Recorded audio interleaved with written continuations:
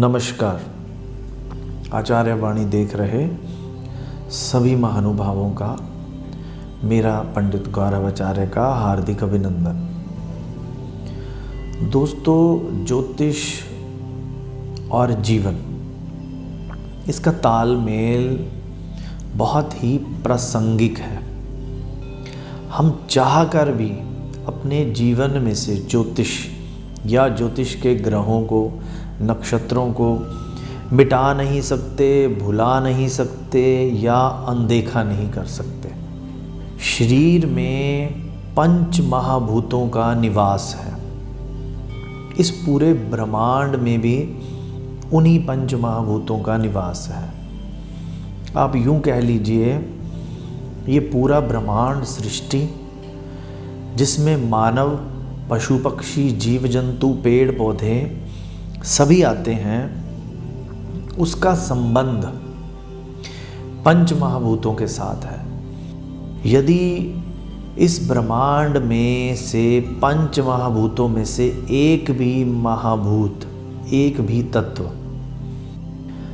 असंतुलित हो जाए तो जीवन से लेकर ब्रह्मांड और सृष्टि की संरचना ही उथल पुथल हो जाएगी।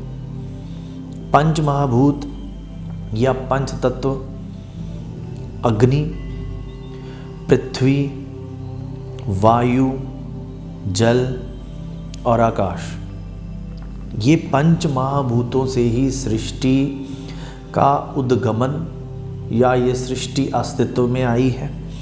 इन्हीं पंच महाभूतों में से, इन्हीं तत्वों से इस मानव शरीर का अस्तित्व भी इसी पंच महाभूतों में से हुआ है। इसमें से एक भी तत्व यदि असंतुलित हो जाता है तो हमारा शरीर भी गड़बड़ा जाता है और इस पूरी प्रकृति का सिस्टम भी गड़बड़ा जाता है। पंच महाभूतों में पहला जो तत्व है वो है आकाश तत्व।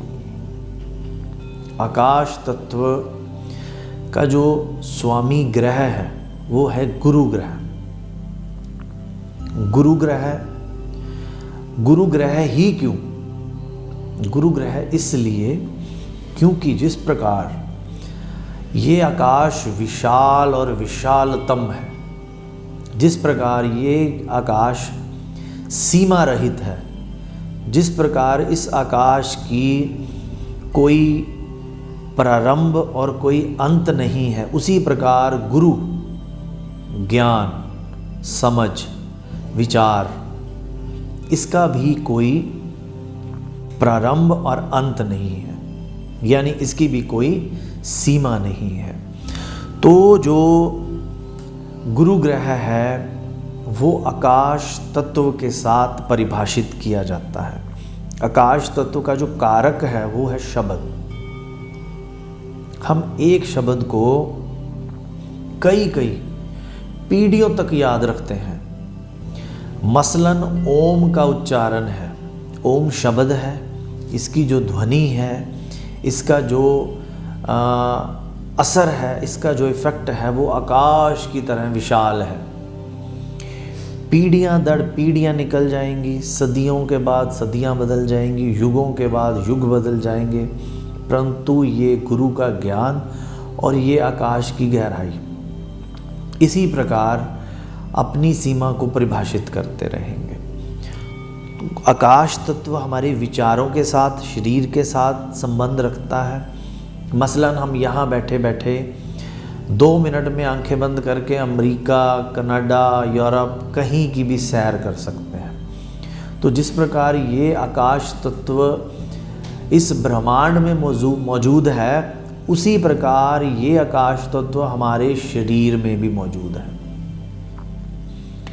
आकाश तत्व का संतुलन थोड़ा सा बिगड़े, किसी भी प्रकार से आकाश में उथल पुथल हो, वैज्ञानिकों से लेकर, भूशास्त्री से लेकर ज्योतिषी अपना मत आपके सामने प्रस्तुत करने चले जाते हैं। पंच महाभूतों की श्रृंखला में आकाश तत्व को हमने परिभाषित करने की कोशिश की है इस प्रोग्राम में। जो नेक्स्ट है हमारा तत्व वो है वायु तत्व। वायु के बिना ना तो इस ब्रह्मांड को सोचा जा सकता है, ना ही इस शरीर को सोचा जा सकता है। हमारे शरीर के लिए ज़रूरी है वो है सांस लेना। वायु में ऑक्सीजन रहेगी तो हमारी श्वास प्रणाली, मानव जाति का जीवन इस पर आधारित रहेगा। वायु तत्व जो है ग्रहों में शनि ग्रह का स्वामित्व प्रदान करता है। शनि का जो कारक वो है स्पर्श कारक। जिस प्रकार हम किसी को छू लें या किसी चीज़ को उठा लें तो वो हमारी इंद्रियां उस वायु तत्व के प्रभाव से हमें कई कई वर्ष पूरा जीवन याद रखते हैं। अगर ईश्वर ने किसी को आंखें ना दी हों तो ये वायु तत्व में जो स्पर्श का कारक है वो उसके लिए आंखों का काम करता है। हर चीज़ को छूकर समझकर वो व्यक्ति पहचान करता है चीज़ों की।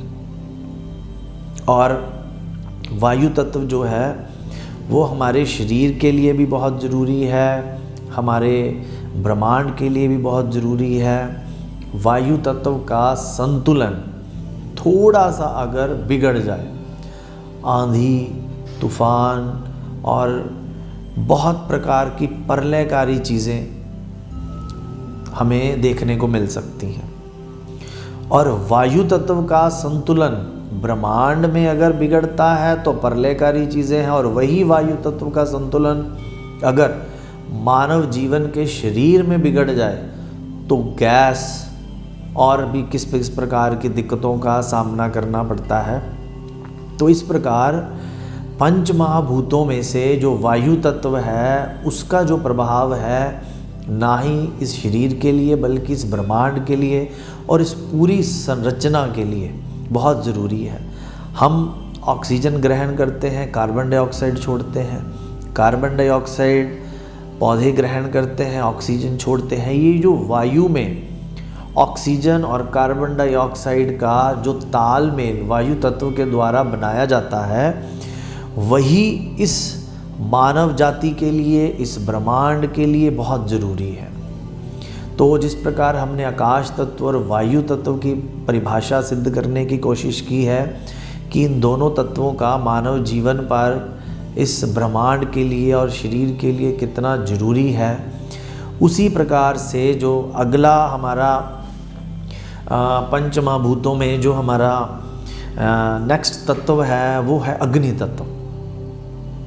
अग्नि तत्व आप सभी को पता है, अग्नि का जो सबसे भरपूर जो हमें ग्रह से जिससे मिलती है वो है सूर्य ग्रह। तो ज्योतिष में सूर्य ग्रह को हम सबसे प्रथम स्थान प्रदान करते हैं। सूर्य जीवन है। अग्नि तत्व में सूर्य और मंगल दो ग्रह इस अग्नि तत्व के स्वामी ग्रह के रूप में परिभाषित होते हैं। पंच महाभूतों में अग्नि का स्थान जीवन क्षेत्र के रूप में है।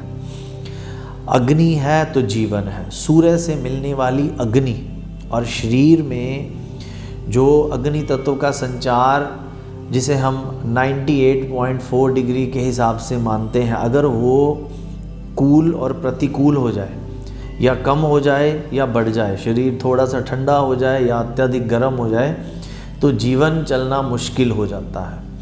उसी प्रकार ये ब्रह्मांड में अगर अग्नि तत्व थोड़ा सा बढ़ जाए तो बहुत प्रलयकारी और विनाशकारी विस्फोटक स्थिति पैदा हो जाती है। जहाँ जहाँ ज्वालामुखी में अग्नि तत्व का प्रभाव बढ़ता है वहाँ वहाँ जीवन का अस्तित्व हमेशा के लिए ख़त्म होता है। तो अग्नि को जीवन के रूप में, अग्नि को इस मानव जाति में पशु पक्षी हों, पेड़ पौधे हों या हमारी जीवन की रोज़ दिनचर्या है, उसके हिसाब से अग्नि का स्थान जीवन के लिए अत्यंत उपयोगी है। और जो अग्नि तत्व के देवता हैं वो सूर्य भगवान है। बिना सूर्य के, बिना शरीर की अग्नि के, बिना ब्रह्मांड की ऊर्जा के इस पूरी पृथ्वी का जो आधार है वो ना के बराबर हो सकता है। तो इस कार्यक्रम में 5 तत्वों में से 3 तत्वों को, आकाश, वायु और अग्नि को हमने परिभाषित करने की कोशिश की है। चौथा तत्व है हमारा जल तत्व। जल तत्व यानी चंद्र, जिनका स्वामी चंद्रदेव है और शुक्रदेव है। रस इनका कारक तत्व है। हम पानी पिए बगैर, हम जीवन में सुख शांति के बगैर, मानव जीवन और पशु पक्षी पेड़ पौधों का जीवन बहुत ही असंतुलित या ना के बराबर है। ठीक उसी प्रकार इस ब्रह्मांड में भी जल तत्व का अपना एक स्थान है, और उस स्थान में अगर जल तत्व थोड़ा सा असंतुलित अवस्था में आ जाए, कम या ज़्यादा हो जाए, तो बहुत सुनामी, समुद्र में तूफान, गुरुत्वाकर्षण के नियमों में अदला बदली, बहुत सारी ऐसी प्रलयकारी चीज़ें हो सकती हैं जो इंसानी जीवन के लिए इस अस्तित्व को खतरे में डाल सकती हैं। और जल का जो कारक स्थान है वो हमारी जीभ है, रस है। नींद की अवस्था और चंद्रमा की स्थिति हमें जल तत्व से ही मिलती है। जल तत्व अगर संतुलित है, जल तत्व अगर अपनी संतुलन की अवस्था में है, तो मानव जीवन बहुत ही शांत और सुखों के साथ बीतता है। और जल तत्व के अगर हम स्वामी या जल तत्व के कारक भगवान के रूप में देखें, इसके देवता के रूप में देखें, तो ब्रह्मा जी जल तत्व के कारक देवता हैं। जिस प्रकार हमने आकाश, वायु, अग्नि और जल की परिभाषा स्थापित करने की कोशिश की है, उसी प्रकार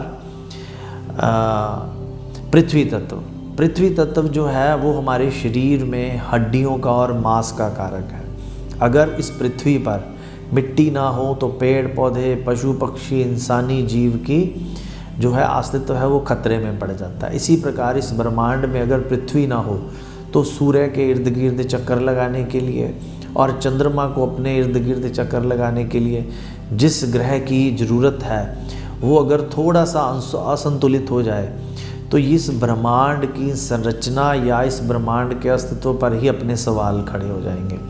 तो हम ज्योतिष से चाहे मुंह मोड़े, चाहे इसका हम समाधान लें, इससे कुछ फ़ायदा लेने की कोशिश करें, लेकिन ज्योतिष के जो ग्रह हैं उनको हम नकार नहीं सकते हैं।